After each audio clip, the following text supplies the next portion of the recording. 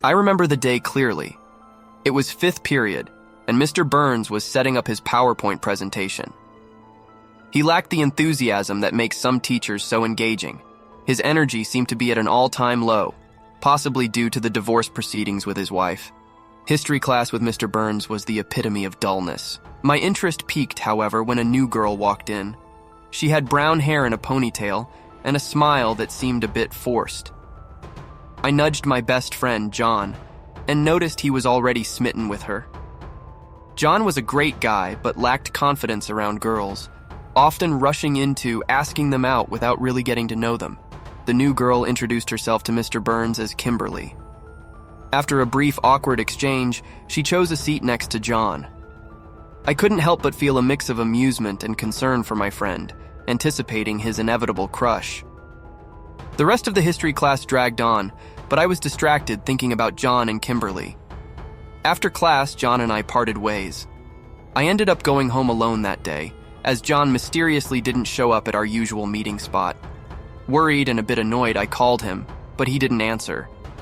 Later that evening, John called back, apologizing for missing our meetup and explaining that he had caught the wrong bus.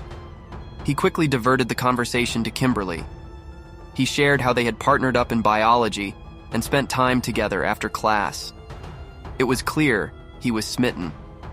The next day, I met Kimberly and found her to be genuinely interesting. She quickly became a part of our group, adding a new dynamic to our school days.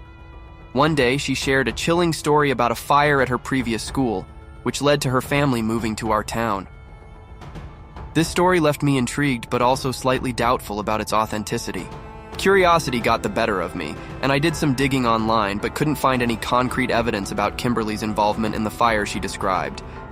I even confronted her about it, only to find out she had made up the story. She admitted to being from Orlando, not North Carolina, and apologized for her dark sense of humor. Things took a strange turn when John started acting unwell after inviting us over one evening. He became sick and retreated to the bathroom. Concerned, I was about to check on him when Kimberly suddenly urged me to leave. I ignored her and found John in a terrible state in the bathroom.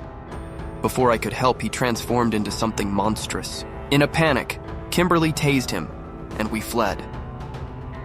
During our escape, a mysterious woman named Galivia intervened, revealing that John had been possessed by a demon. Despite a fierce battle, Galivia was decapitated, and John's demon form ran off. Galivia, surprisingly still alive, explained that John was beyond saving. The demon had completely taken over him. She managed to reattach her head to her body and set out to finish the demon. In a final confrontation, she defeated it. But not before John, in his last moments, spoke to me, expressing happiness about his brief moment with Kimberly. After the ordeal, John's disappearance became a local mystery, and Kimberly vanished without a trace. I was left with the haunting memory of that night, a reminder of the bizarre and terrifying events that unfolded in our small town.